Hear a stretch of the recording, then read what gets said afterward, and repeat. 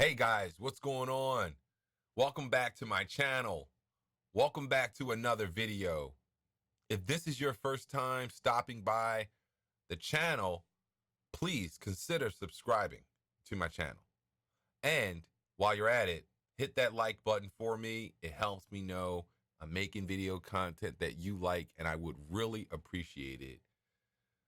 Today's video, I want to talk about real estate and investing in the stock market and let you know how I feel about both and which one I ultimately prefer.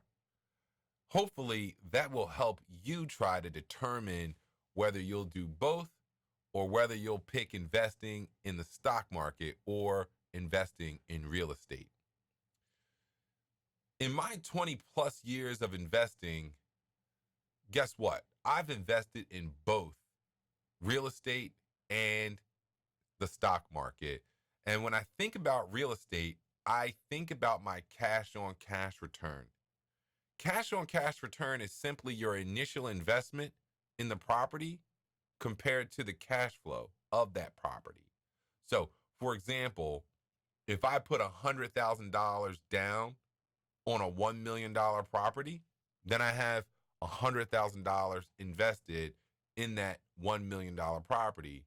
Then I go to the bank and get $900,000 in the form of a loan to pay the seller for the rest of the property. So now I have $100,000 of my cash invested in the property and $900,000 in the form of a loan. All right. So that's how I'm looking at it. When I look at the cash flow of the property, I'm looking at the rental income minus my expenses for that property. And when I think of my expenses for that property, the loan servicing, whether it's the principal and interest, whatever I have to do to satisfy the requirements for that loan is part of my expenses. When I'm looking at the cash on cash return, I'm thinking about the $100,000 that I had to initially invest in that property to acquire that property. Then I take my cash flow and I divide that by my initial investment, and that will give me my cash on cash return. Now, in most cases, you should be looking for a return between 8 and say 12% on your cash on cash return. There's no sense of looking for something less. For instance, if you got a 5% or 7% cash on cash return in the real estate market, that's probably not the best deal because you could take that money and invest it elsewhere and get a better return for less work and less risk. So think about that when you're investing in the real estate market. You definitely want to be up in that 8 to 12% range for cash on cash returns. Now, when I think about investing in the stock market, at least for me, what I think about is index funds. Now, index funds are different than actively managed funds because actively managed funds are trying to get you a return, and they usually track a benchmark that they're trying to beat. There would be no point of investing in an actively managed fund that doesn't even beat their benchmark, because then you could just invest in the benchmark and get that return for very low cost and much less risk than someone trying to beat the index fund or the market at large. So for this episode, we are going to be talking about the S&P 500 index fund. So I'll look to invest in index funds that track the S&P 500. What is the S&P 500? Well, it's the largest 500 companies in the country, and basically a index fund that tracks the S&P 500 is looking to match the return of those companies based on the market capitalization rate weighting in the fund. So over the last 90 years, doing some research, I saw that the S&P 500 average rate of return has been between 8 and 10% on average. So over the last 90 years, on average, you got about 10%, just under 10% returns. That's pretty good and consistent over such a long period of time.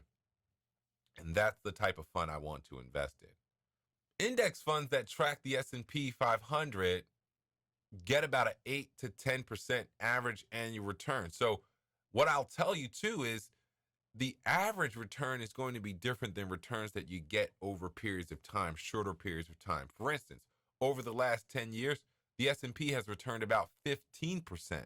Now that's pretty good. And a quick way to understand what that means for your portfolio is the rule of 72. And what the rule of 72 states basically is, if you divide the rate of return that you're going to get in your portfolio, if you divide that by 72, basically, or if you divide 72 by the rate of return, so 72 in the numerator and your rate of return in the denominator, that's about how much time it will take for you to double your money. So if you're getting a 10% return and you have $100,000, then over 7.2 years, you're going to double your money. You're going to have $200,000 in just 7.2 years if you continue getting a 10% return over the course of your investment. So a 15% return is pretty good.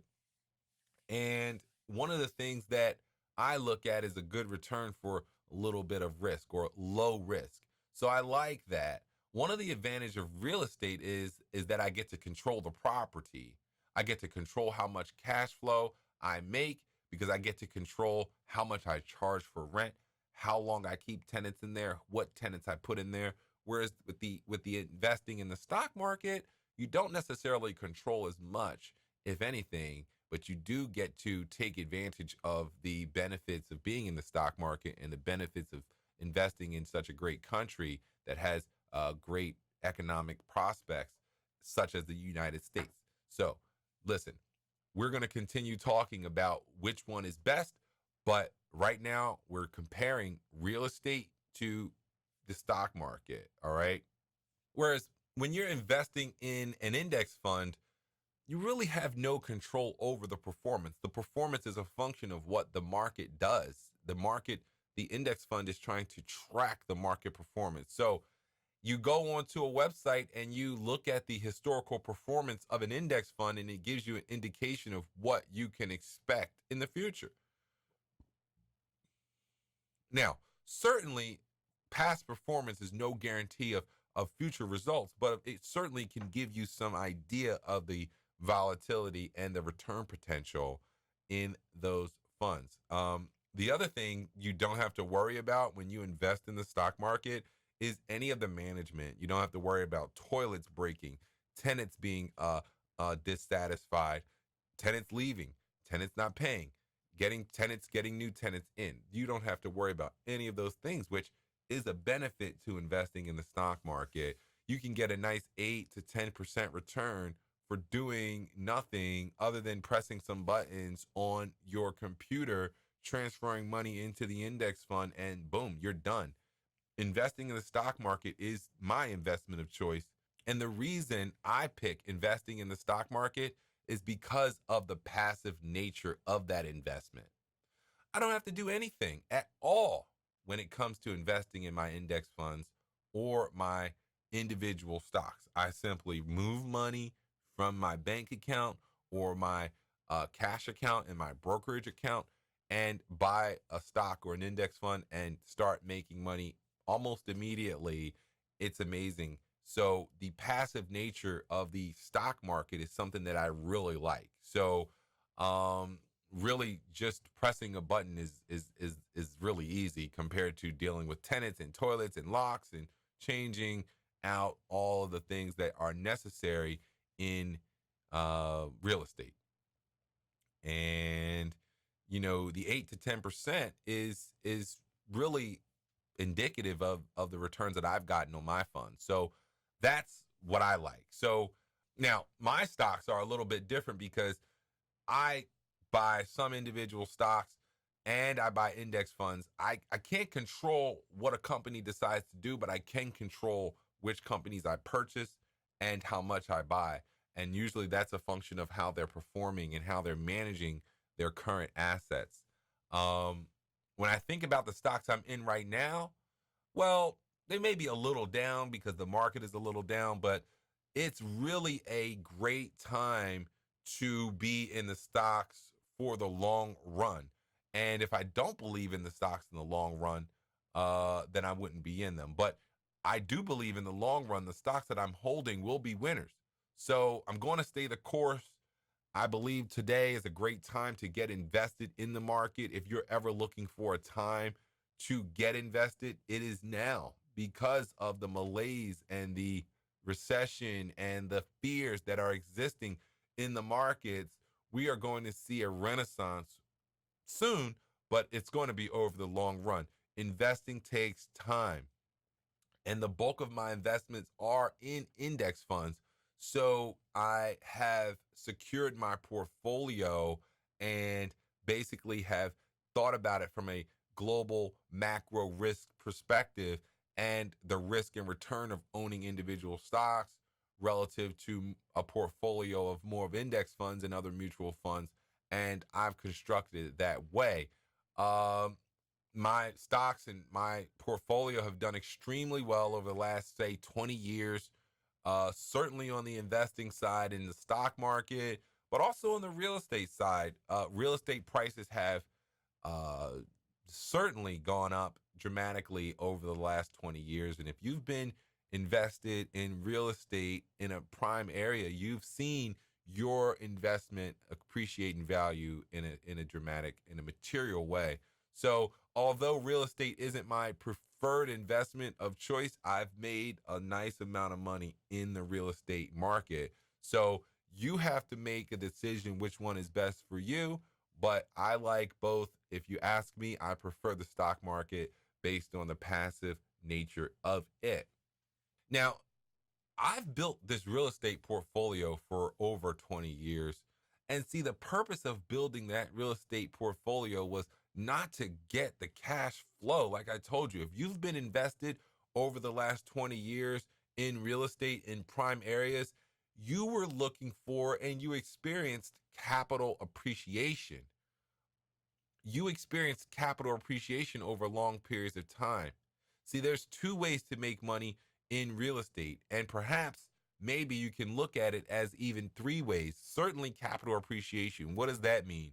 Well, you make money when your property goes from $100,000 in value to $200,000 in value, right? But you also make money from, say, rental income. Now, let's say you have $100,000 property and you make $10,000 a year off of the property, but let's say the property doesn't grow in value that much. Well, you still made $10,000 on $100,000 of value. So there's two ways to make money from real estate. And if you think about a third way, it really is an opportunity cost and a risk management tool way, in the sense where when the stock market is going down, your investment in real estate isn't going down. So you can think about it in the sense of you're earning money when the stock market goes down because you didn't lose money that you would have had in that market. But if you want to think about it just straightforward, there's two ways you're going to make money in the um, real estate market, and that's going to be between capital appreciation, your value going up, and rental incomes, or any kind of cash flow coming from the use of the property. So and when you think about the stock market, there are two ways as well to make money in the stock market. You can buy a company. Think about a growth company.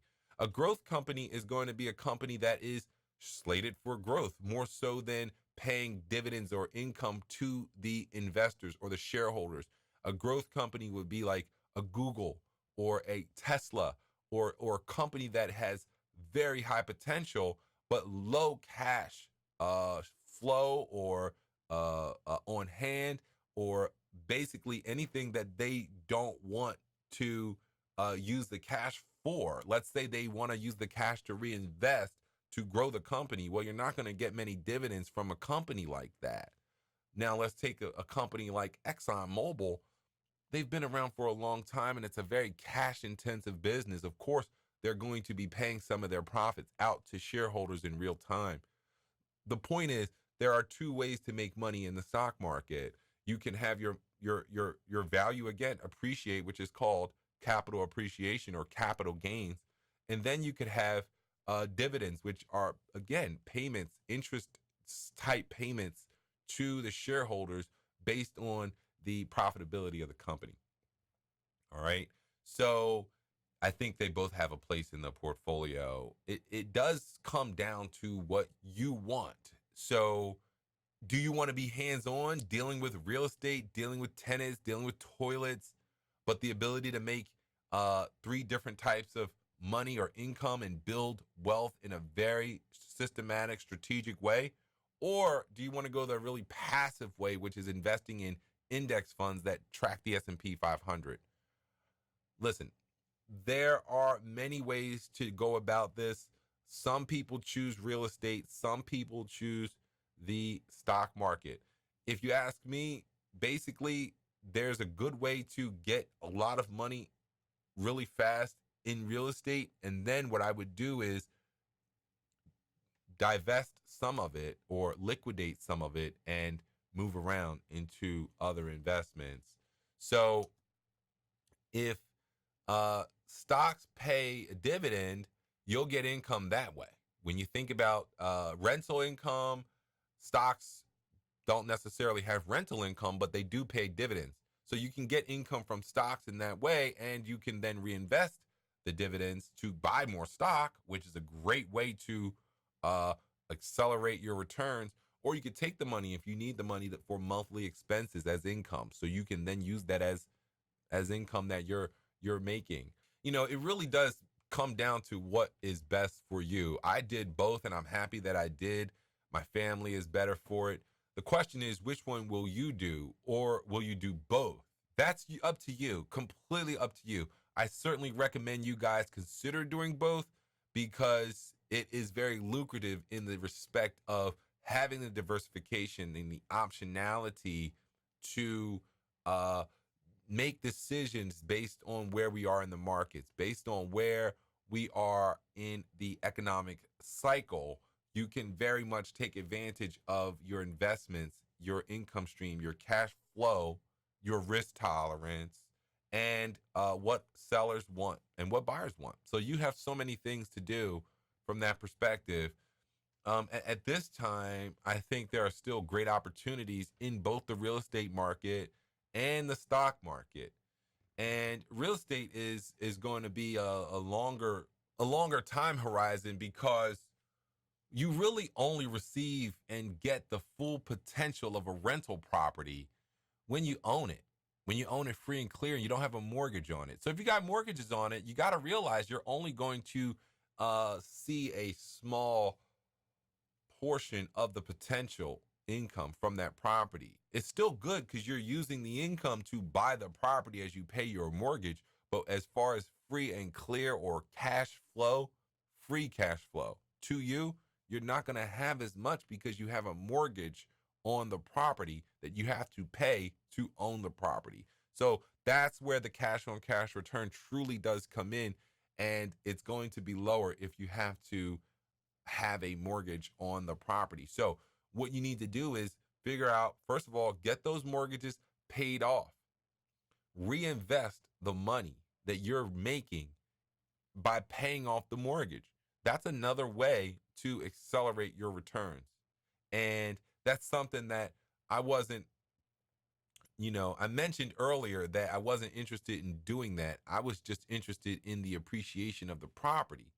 So the fact is, that is how I built my real estate portfolio and my real estate business on the appreciation. I wasn't worried about the cash flow per se. I was worried about how much I could earn as a result of selling the property at a higher value than I bought it. Now, don't get me wrong, I certainly got cash flow from the property, but the cash flow basically covered expenses as I reinvested the cash flow back in to buy more properties. So at a certain point, what you realize is that you do not want to be fully invested in the real estate portfolio that you have. You want to diversify those investments so that you can, one, take a load off, experience some passive investing, and not as much risk involving tenants, the real estate market, interest rates, and other things that are unique to the real estate market. So you take those profits and then diversify them into the market like an S&P 500 index fund. And that would help me just to continue to grow more wealth as it relates to investing money into the stock market, into index funds. And wow, have they served me well. uh, Mutual funds, stocks, the overall markets have done extremely well over the years, and I'm going to continue to put money in index funds probably for the next 10 years. So I would suggest you think about that as well. And when I say index funds, again, I'm talking about index funds that track the S&P 500. There are a lot of index funds out there, but I'm only talking about the growth index funds, which is the S&P 500, a total stock market type of index fund. We'll talk more about that as we get a little more granular into the different types of sectors and capital allocation and market capitalization, etc. I hope that cleared up what I think real estate investing and what I think about the stock market investing, which is for me mostly index fund investing. And hopefully this will help you guys as you decide which one is right for you. And if you want my advice, if you want to have a one-on-one conversation with me about those two investment vehicles, you certainly can. I have a company called BirdBrand Enterprises and BirdBrand Capital Advisors, and there's an email address in the description box of this video. Send me an email or DM me on Instagram. Let's see if what I do and what I have to offer appeals to you. And if it does, we can go from there. And we can have a one-on-one session together. We can talk about both of these investment vehicles in more detail. Thanks for stopping by the channel. If this was your first time, please consider subscribing to the channel. I will be making more videos like this, talking about the things in this video in more detail. I appreciate you, of course, as usual. Please comment down below about the video. Comment down below about what you think of the video, and I'll be catching you in the next video. Peace.